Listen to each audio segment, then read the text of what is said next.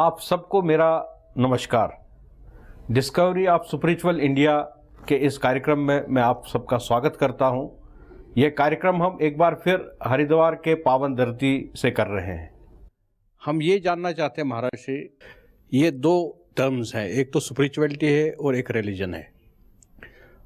और आज के युग में रिलीजन की तरफ लोगों का जो बेंट है, झुकाव है, वो थोड़ा कम हो रहा है।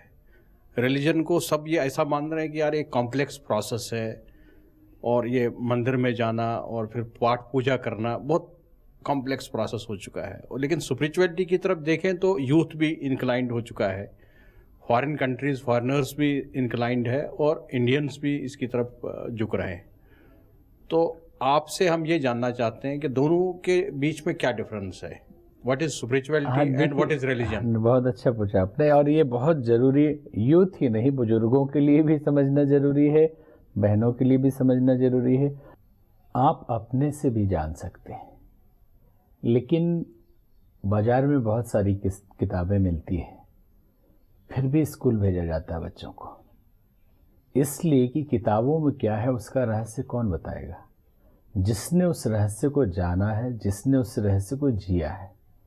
और संत महात्मा उन किताबों के साक्षात स्वरूप होते हैं। और ये भी बता दें कि किताबें भी संत हैं, उन्हीं की वाणी है, उन्हीं का जीवन है। तो जो कहा जाता है कि आप संतों के सानिध्य में जाइए, तो संत लाइव संत के सानिध्य में भी जाइए, जिंदा, जिन्होंने उस ज्ञान को स्वयं पढ़ा या अपने गुरुओं से सीखा, अपने जीवन में उतारा है और जिया है। वास्तविक संत, बहुत समय वैसा नहीं है कि हम पूरी परिभाषा दें, लेकिन शॉर्ट में ये समझिए कि संत का मतलब जिंदा शास्त्र। जैसे ठाकुर रामकृष्ण परमहंस के लिए कहते थे, he was an embodiment of Indian culture. आपको इंडियन कल्चर पढ़ना है तो किसी संत को पढ़िए, तो संत को उसके करीब रहिए, उसके जीवन को देखिए। पॉल ब्रंटन ने एक पुस्तक लिखी, in search of secret India. उसमें एक जगह लिखा उसने, there are two types of God in India. One is media projected God and another one is real God. And हम कहना चाहेंगे कि there are two types of saints in India nowadays. One is media projected saints and another one is real saint. तो संतों के सानिध्य में जाना अच्छा है, जाना चाहिए, क्योंकि आप जैसे ही जल के संपर्क में जाते हैं तो स्नान करते हैं, गंगा के संपर्क में जाते हैं, पवित्रता आती है। संत भी वो गंगा की तरह पवित्र है। जैसे ही आप उस वाइब्रेशन में, उस चिंतन में, उस अनुभूति वाले शख्स के पास, उस इंसान के पास बैठते हैं, तो उसकी पवित्रता आपको प्रभावित करती है, जिन्होंने शास्त्र को जिया है। हमारी ये मान्यता है कि शास्त्र पढ़ के कोई संत नहीं बनता। जैसे आपने कहा किताबें पढ़ के भी कोई बन सकता है, किताबों से सपोर्ट मिलता है, थोड़ी जागृति आती है, चिंतन उठता है, लेकिन उसमें कंटिन्यूटी नहीं होती, उसमें नियमितता नहीं होती, उसमें निश्चितता नहीं होती है। और जब आप शिक्षक, गुरु, टीचर किसी के सानिध्य में होते तो एक सिस्टम में चलते हैं। और तो यही हम कह रहे थे कि शास्त्र पढ़ के कोई साधु नहीं बनता, बल्कि साधु की तपस्या, उसका त्याग, पवित्र जीवन, स्वच्छ चिंतन, इसको देख के, उसके आचरण को देखकर शास्त्र लिखे जाते हैं। आज धर्म को लेके इतना भारी कन्फ्यूजन है। जैसे हम सोचते हैं what is spirituality, what is religion, तो हम कहते हैं रिलीजन इज रियलाइजेशन। जब तक हमने अनुभूति प्राप्त नहीं की, वो हमारे लिए धर्म नहीं बना। आपने अग्नि को स्पर्श नहीं किया है, आप बता सकते हैं कि अग्नि से जलन होती है, अनुभव नहीं कर सकते। आपको वो दर्द महसूस नहीं होगा जो सचमुच किसी को जलने पर महसूस होता है।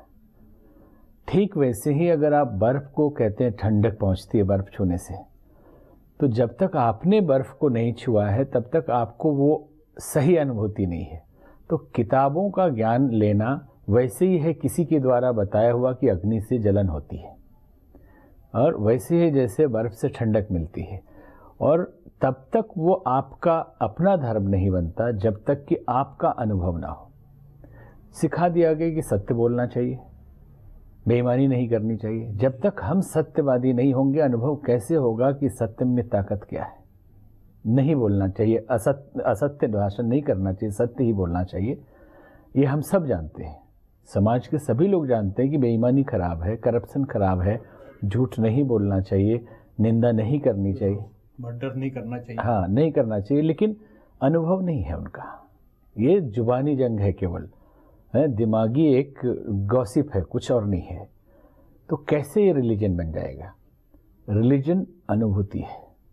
अब इसको अलग अलग पार्ट करके हम आपको बता रहे हैं दर्शकों को, क्योंकि बहुत भारी कन्फ्यूजन। एक तो जो बात हमने आपसे कही कि किसी माँ ने हमसे पूछा था कि हमारा बच्चा धार्मिक नहीं है, तो हमने पूछा क्यों, कैसे आपको लगा कि आपका बच्चा धार्मिक नहीं है? बोले कि वो पूजा पाठ नहीं करता। तो हमने उनसे यही पूछा कि क्या वो समय का प्रबंधन करता है, टाइम मैनेजमेंट उसको पसंद है, कपड़े स्वच्छ रखना पसंद है, अपना शरीर स्वच्छ रखना पसंद है, बड़ों का आदर करता है, टाइम पे स्कूल जाता है? बोले सब कुछ पसंद है। तो हमने कहा फिर क्या है रिलीजन? धर्म का मतलब है एक ऐसी व्यवस्था जो व्यक्ति को जीवन जीना सिखाए, अपने पड़ोसियों से, मित्रों से, स्टूडेंट से, समाज के लोगों से कैसे व्यवहार करना है। हम इतना नॉलेज ले लेते हैं, धार्मिक हो जाते हैं, फिर भी लड़ रहे हैं।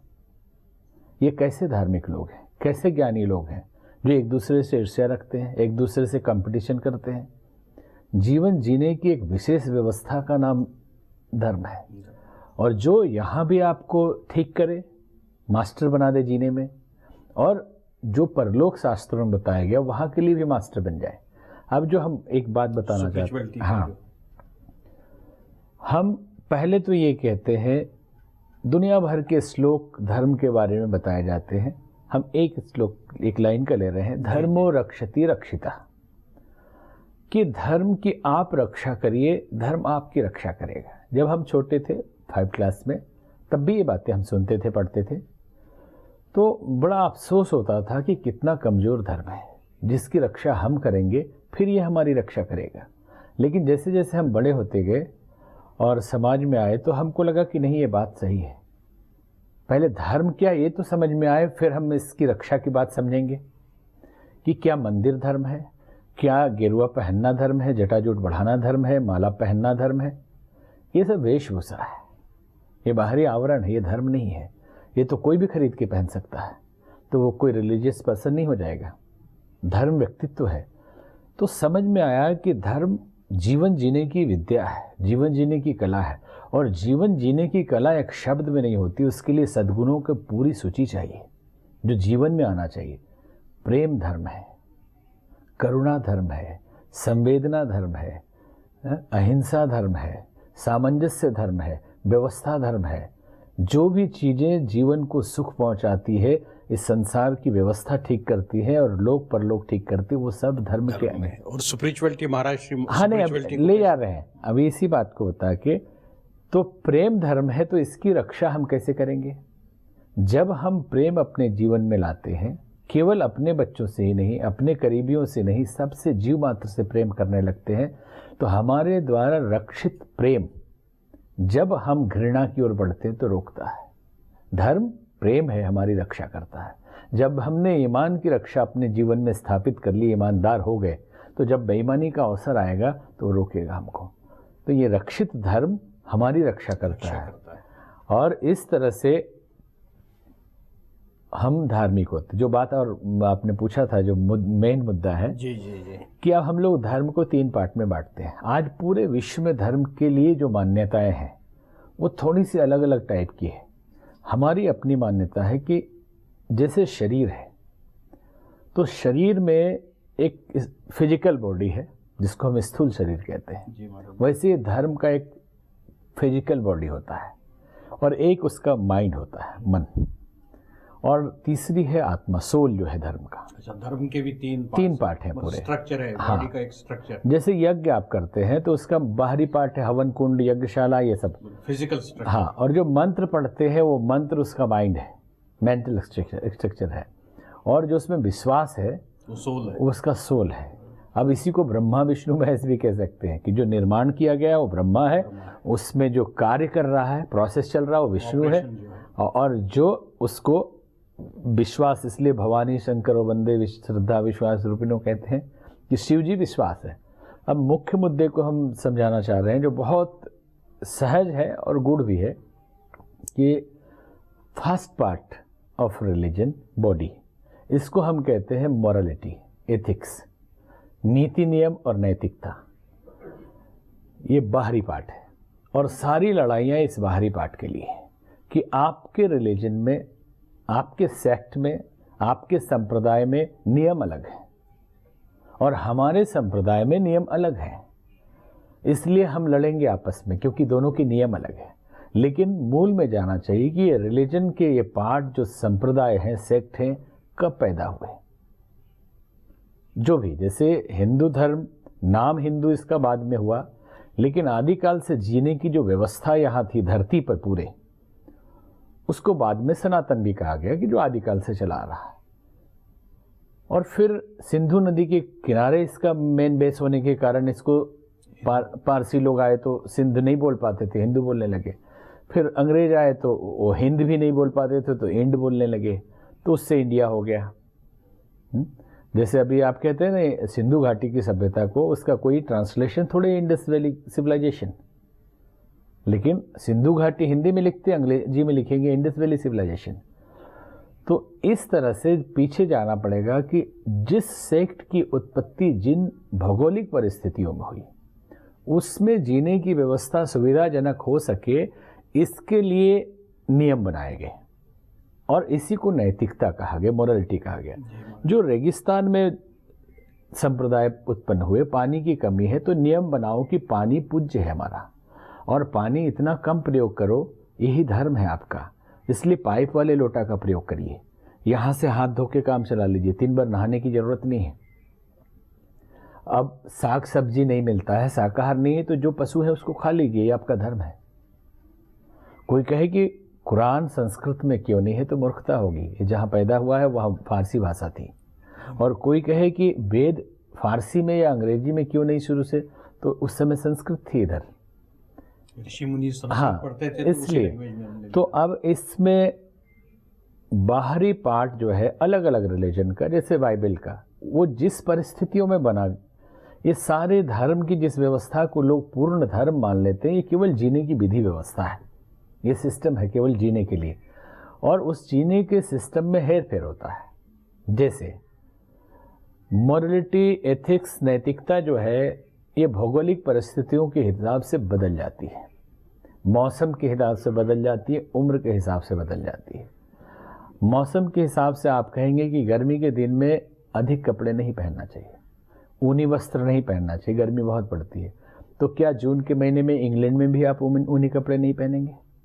बिना स्वेटर पहने जून में भी आपको ठंड लग जाएगी। परिस्थिति बदल गई, नियम बदल गया। कहा जाता है कि पूजा पाठ जब आप करें तो आप धुले हुए कपड़े पहन के बैठिए, लेकिन ऊनी वस्त्र में कोई दोष नहीं है। क्यों दोष नहीं है? इसलिए कि हर आदमी के पास बहुत सारे कपड़े होते हैं और ऊनी वस्त्र 1-2 होता है, और सूखता भी जल्दी नहीं है। तो अगर उसे गीला कर देंगे तो 3 दिन ठंडे में रहेंगे। तो हमारी सुविधा के हिसाब से जीवन की व्यवस्था अच्छी चले, इसलिए नियम बना दिए गए। पाप और पुण्य इन नैतिकता के लिए, अनैतिक और नैतिक धर्म के अंदर किसी संप्रदाय में चचेरी बहन से शादी करना पाप नहीं है, लेकिन हिंदू धर्म में पाप है। तो ये पाप है या पुण्य है? किसी संप्रदाय में या सेक्ट में मंदिर में जूता पहन के जाना पाप है, अपराध है हिंदू धर्म में। लेकिन क्रिश्चियन का पादरी जो उसका महात्मा है, वो जूता पहने बिना प्रेयर के लिए नहीं जाता है। तो क्या उसको ईश्वर नहीं मिलते? क्या उसको भगवान नहीं मिलते? तो पाप है या पुण्य है? हमारे धर्म के हिसाब से ये पाप है, लेकिन उसके धर्म के हिसाब से ये पाप नहीं है। क्यों? क्योंकि उसके नियम लिखा कि जूता पहन के आप जाइए, इसी से जीसस प्रसन्न होंगे। तो जूता क्यों पहन के जाइए? इसलिए कि इस माहौल में वो रिलीजन पैदा हुआ जहाँ पे ठंड बहुत है। अगर जूता पहन के नहीं जाएंगे तो मर जाएंगे। तो ये सारे नियम बनाए गए हमारे अपने जीने के लिए। इसमें हेर फेर होते रहता है समय काल के हिसाब से। और जो लोग कट्टरवादिता और बुद्धिहीनता के कारण इसी को पूर्ण धर्म मान लेते हैं वो लड़ते रहते हैं। इसमें परिवर्तन आते रहता है, कोई फर्क नहीं पड़ता इसमें। अब दूसरा चीज़ है, ये है बॉडी रिलीजन का, कि गेरुआ पहनते हैं, कि हरा पहनते हैं, कि श्वेत पहनते हैं, इससे कोई भगवान न मिलने वाले हैं और न नहीं मिलने वाले हैं। और दूसरा पार्ट है जिसको कहते हैं मेटाफिजिक्स। मेटाफिजिक्स का मतलब है तत्व ज्ञान। ये माइंड है रिलीजन का जो सबको चलाता है, मन से ही सब चलता है। तो ये मेटाफिजिक्स का मतलब होता है तत्व ज्ञान, और तत्व ज्ञान मतलब जीव, प्रकृति और सृष्टा, ईश्वर, इसके अंतर संबंध क्या है। Who is God and who am आई।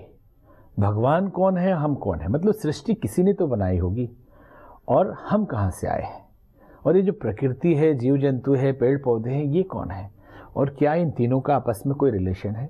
इस रहस्य को समझने को ही तत्व ज्ञान कहा जाता है। अब इससे ऊपर जब उठते हैं, ये संबंध समझ जाने के बाद हम सेल्फ स्टडी करते हैं कि हम कौन है, केवल इस पे कंसंट्रेटेड हो जाते हैं और अपनी खोज करते हैं। क्योंकि इस सृष्टि में हर आदमी नासवान है, हर जीव, हर वस्तु नासवान है, सब बदल रहा है तुरंत तुरंत। तो आखिर हम कहाँ से आते हैं। कोई इनविजिबल वर्ल्ड है जिसको सभी शास्त्र कहते हैं, साइंटिस्ट भी स्वीकार करते हैं। आइंस्टीन से लेके सबने इस पर शोध किया। थियोरी ऑफ रिलेटिविटी करने के बाद आइंस्टीन ने कहा कि हमारी शोध जो है अधूरी है, इसके ऊपर भी है। हाँ नहीं, जो 4 डायमेंशन हमने खोजा है, स्पिरिचुअलिटी कितने डायमेंशन में है अनुमान नहीं लगाया जा सकता। उन्होंने ये कहा था कि मुझे अगर नेक्स्ट जन्म में मौका मिले तो मैं स्पिरिचुअलिटी पर अब रिसर्च करूंगा। तो अब इसमें सूक्ष्म जगत, एस्ट्रल वर्ल्ड जो है बहुत बड़ा है। अभी दिखाई देने वाला संसार, आप कहते हैं कि सूरज, चंद्रमा, जो नवग्रह है पृथ्वी लेके, और इतना बड़ा ही दिखाई देता है। और सूरज से हजारों गुना बड़ा एक एक स्टार है, एक एक। और जो दिखाई नहीं देते, लोग कहावतों में कहते हैं कि अकबर बिरबल की कहानी है कि आपके सिर में जितने बाल हैं उतने तारे हैं, ऐसा एक अनुमानित बोल देते हैं। तो ये कितना बड़ा ब्रह्मांड जो दिखाई पड़ रहा है, और नहीं दिखाई पड़ने वाला ब्रह्मांड कितना बड़ा होगा।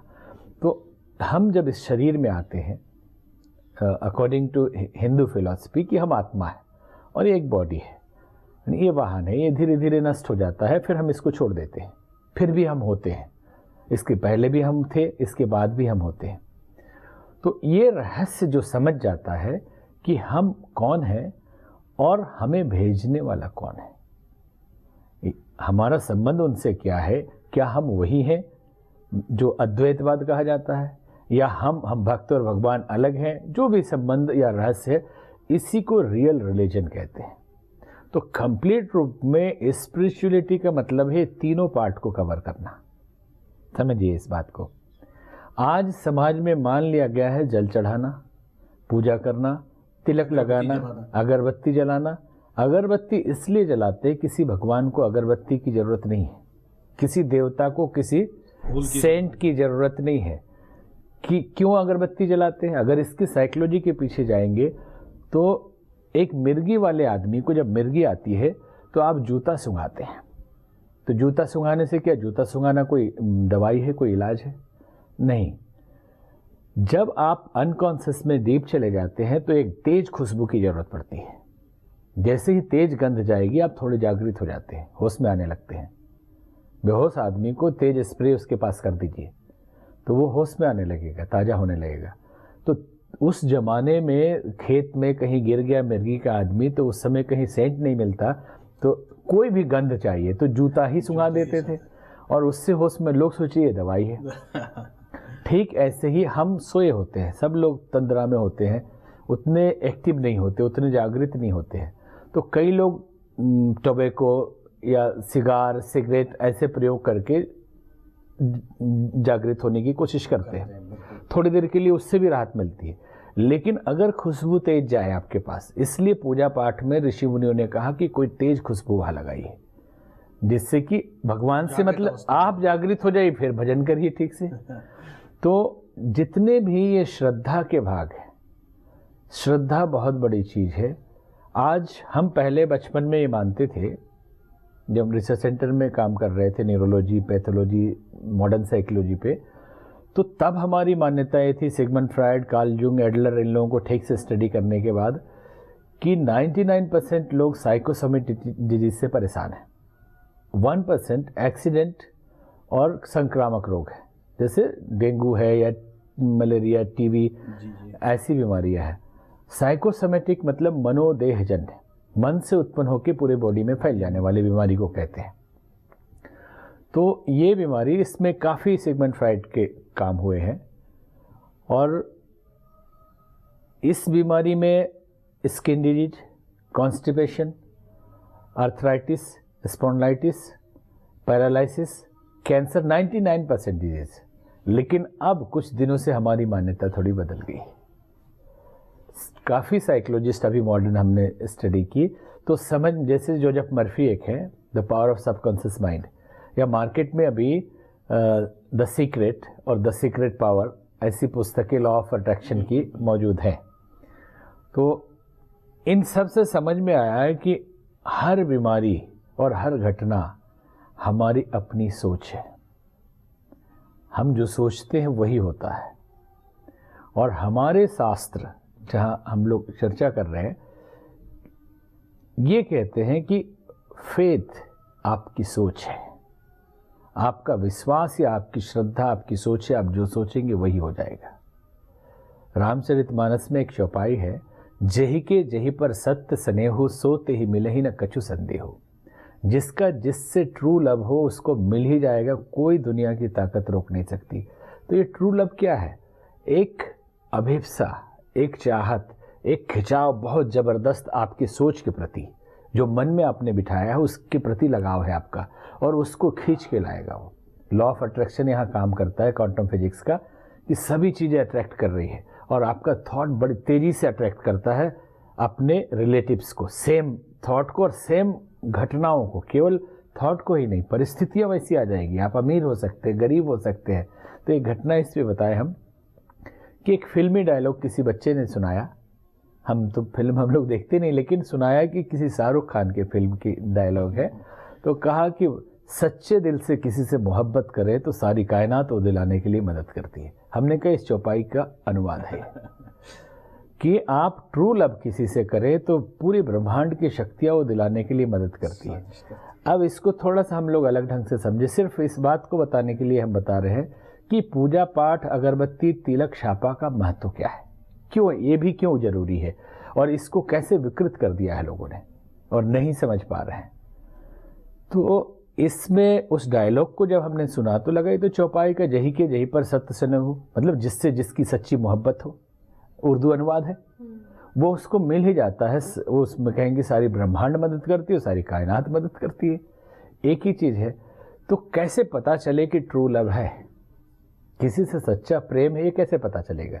तो जानकार लोग कहते हैं कि जिसकी अनायास बहुत याद आए, समझिए कि उससे प्रेम हो गया। हाँ? तो अब आदमी इसको उलट दीजिए कि जिसकी अनायास याद आए उससे प्रेम हो गया है, अर्थात जिसकी बहुत याद आप कर रहे हैं, जिससे प्रेम है उसको आप याद करते हैं, और इसका मतलब जिसकी याद आ रही है उससे प्रेम है। तो अब हमको 24 घंटे चेक करना चाहिए कि किसकी याद आ रही है, पैसे की, अमीरी की, गरीबी की, उत्साह की, उमंग की, साहस की, शौर्य की, भय की, तकलीफ की, कर्जे की, प्रेम की या भगवान की, भगवान की, दुखों की, कर्जे की, या अपने सफलता की, या हम कभी कुछ कर पाएंगे, इन चीज़ों की। जेही के जेही पर सत्य स्नेह हो, ये केवल स्त्री पुरुषवाचक शब्द नहीं है। Anything and any post and any position which gets attracted, कुछ भी जिस पे आपका सत्य स्नेह है वो आपको मिलने ही वाला है। तो कैसे, किसको याद कर रहे हैं? गरीब आदमी गरीब होता जाता है, अमीर आदमी अमीर होता जाता है। क्यों? क्योंकि अमीर आदमी अमीरी को सोचता है, गरीब आदमी गरीबी को सोचता है। तो वहाँ जो सिस्टम है वो कहता है कि बार बार सोच रहा है इसको इसी से प्रेम। तो एक छोटा सा उदाहरण आपको जोसेफ मर्फी की दे। हम मानते हैं कि 4 तरह का माइंड है, conscious, unconscious, subconscious, super conscious, चेतन, अचेतन, अवचेतन और सुपर चेतन। लेकिन उसने कहा अपनी पुस्तक में कि मान लीजिए कि 2 ही माइंड है, कॉन्शियस और सबकॉन्शियस। कॉन्शियस माइंड अलूल यलूल विचारों का अड्डा है, वातावरण से प्रभावित है। आप शराब के अड्डे पे जाएंगे, वैसे ही माहौल बनेगा, वैसे विचार आने लगेंगे। आप सत्संग में जाएंगे, अपने को फील करेंगे कितने पवित्र हैं हम, हमारे जैसा तो कोई है ही नहीं।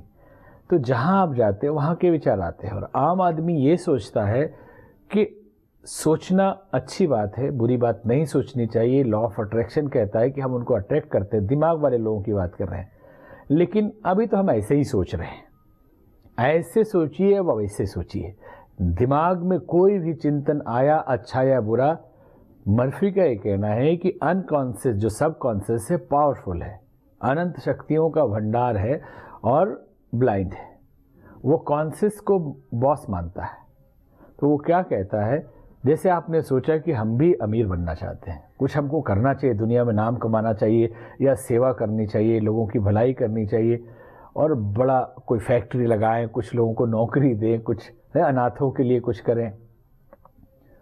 तुरंत अनकॉन्शियस ने पकड़ा और पूरे ब्रह्मांड में भेज दिया। और जो शक्तियां हैं वो काम करने लगती है कि बॉस को ये चाहिए और परिस्थितियां बनने लगती है। और जो कंटिन्यूअस इसी को सोचता है वो उसको वो काम हो जाता है। लेकिन आम आदमी क्या करते हैं कि अभी सोचा उन्होंने कि बड़ा आदमी हमको तो बनना है, किसी बड़े को देख के बातचीत करके कि एक दिन हम भी बनते, तो ऑर्डर चला गया, बॉस ने ऑर्डर दिया, फॉलो होने लगा। लेकिन अभी सोच लिया हमारे पास तो पैसा भी नहीं, कर्जे में है, कैसे करेंगे। बस वो तो ब्लाइंड है, उसने तुरंत पकड़ा कि बॉस से कुछ नहीं होगा, ये तो कर्जे में है, इनको कर्जा पसंद है, क्योंकि बार बार ये कर्जा कर्जा बोल रहे हैं। आज पूजा की पद्धति गलत हो गई है। मंदिरों में लोग जाते हैं, क्या मांगते हैं भगवान से? मांगना नहीं मानना इस पर हम बहुत चर्चा नहीं कर रहे हैं, लेकिन मांग क्या रहे हैं? जो मांगते हैं वो कहते हैं कि हे भगवान हमारा बच्चा बहुत कम नंबर लाया था, इस बार देख लीजिए कहीं और फेल ना हो जाए। आप किस चीज को रिपीट कर रहे हैं? फेलियर को बार बार रिपीट कर रहे हैं, उसी को अट्रैक्ट करेगा, फेल कर देगा उसको। आप कहते हैं मुकदमा हार गए थे पिछली बार, अब क्या होगा पता नहीं, अब कहीं न चला जाए प्रभु देखना। तो वो तो प्रभु को कोई फुर्सत नहीं है, वो सीधे अट्रैक्ट किया कि इसको प्रेम है, हारने से मुकदमा, इसको हारना चाहिए। इसलिए पॉजिटिव एकदम पॉजिटिव हमेशा हम बोले वही होगा। जैसे शास्त्रों में लिखा है रूपम देहि जयम देहि, हाँ कोई नेगेटिव कुछ नहीं। आप मंदिर में सीधे जाइए, आप बोलिए कि बच्चे को पास कराइए, बस खत्म खेल, पास होना ही चाहिए और होगा, विश्वास है आपके पास हम आए हैं। तो ये जो विश्वास और आस्था है ये अट्रैक्ट करता है, साइंस है। इसलिए तिलक लगाना या ये जो हो रहा है ये भी गलत नहीं है, लेकिन उल्टा ना करें और इसी को केवल धर्म ना मान लें। धर्म जीवन जीने की कला है। जिंदगी जीना नहीं आया और सारे शास्त्र पढ़ लिए, टेंशन में जी रहे हैं, बहुत सारा तामझाम इकट्ठा कर लिए, क्रोध में आ जाते हैं। हम इतना भी अभी तक नहीं सीख पाए कि क्रोध ठीक नहीं है, तो कैसे धार्मिक है हम इतना भी नहीं सीख पाए कि मिलजुल के रहना है इस संसार में, सब परमात्मा के पुत्र है, तो किस बात के धार्मिक हैं आप? जिंदगी जिसको जीना आ गया समझ लीजिए कि वही स्पिरिचुअल है, और जिसके जीवन में नेगेटिव थिंग्स हैं वो स्पिरिचुअल नहीं है। हमने पार्लियामेंट ऑफ वर्ल्ड रिलीजन्स 1893 में शिकागो में जो हुआ था, जिसमें स्वामी विवेकानंद गए थे, संयोग से 1999 में हमें भी जाने का अवसर मिला। उसमें बहुत सारे टॉपिक थे, एक टॉपिक हमारे लिए मिला था purity is spirituality. Purity is spirituality, purity is spirituality, क्योंकि टोटल उपवास, व्रत, तीर्थाटन, साधना, सबका सार यही है कि आपके अंदर से विकार निकले, निगेटिव चीजें निकले और आप अपने स्वरूप में आए, रियल सेल्फ में जीना शुरू करें। रियल सेल्फ आनंद स्वरूप है, प्रेम स्वरूप है, यही आध्यात्मिकता, यही स्पिरिचुअलिटी है। बाकी ये तामझाम, बड़ा आश्रम बना लिया, बड़े फंक्शन कर लिए, बहुत सारे चेले आ गए, बहुत आरती चल रही है, बड़ी घंटी बज रही है, VIP लाइन से जा रहे हैं, भगवान ने पूजा स्वीकार कर लिया, 10 करोड़ का हीरा चढ़ा दिया बालाजी पे। दीज आर नॉट स्पिरिचुअलिटी, ये ठगी है। कोई हमको बोल सकता है सुनने वाला कि आप क्या बोल रहे हैं, हम सच बोल रहे हैं कि ये सच्चाई है। आज धर्म को लोगों ने व्यापार बना दिया है। लोग कहते हैं महात्मा गलत हो गए हैं, महात्मा ने करप्शन कर दिया, कि आज समाज में हो क्या रहा है। कभी भी महात्मा संत गलत हो नहीं सकते। ये गलत लोग महात्मा का वेश पहन के घूम रहे हैं, गलत लोग साधु वेश में आके अपना बिजनेस चालू किए हुए हैं। समस्या तो इतनी बड़ी थी कि गेरुआ वस्त्र में ये आसानी से किया जा सकता था, तो ये लोग कर रहे हैं। उसके कारण बेचारे अच्छे महात्माओं को लोग समझ नहीं पा रहे हैं। और इससे भी बड़ी समस्या ये है कि आपकी आस्था, लोगों की आस्था इस वस्त्र के प्रति, साधुता के प्रति, उनके ड्रेस कोड के प्रति होती थी, अब तो वो भी खत्म हो गया। कोई सूट वूटधारी कोट पैंट पहन के, टाई पहन के टेलीविजन पे आता है और कृपा बांटने लगता है। और पढ़े लिखे लोग बैग खोल खोल के, काला बैग खोल के बैठ जाते हैं और वो समोसा खिला देता है, उनका बैग भर जाता है। हम तो उनको 4 साल पहले हमने एक प्रेस कॉन्फ्रेंस किया था कि हम उस आदमी को चैलेंज करते हैं कि देश बहुत गरीब है और इस देश में गरीबों को पैसे की जरूरत है, हम बैग बंटवाएंगे, आप पैसा भरो, आप पैसा दीजिए, सबको कृपा बरसा दीजिए।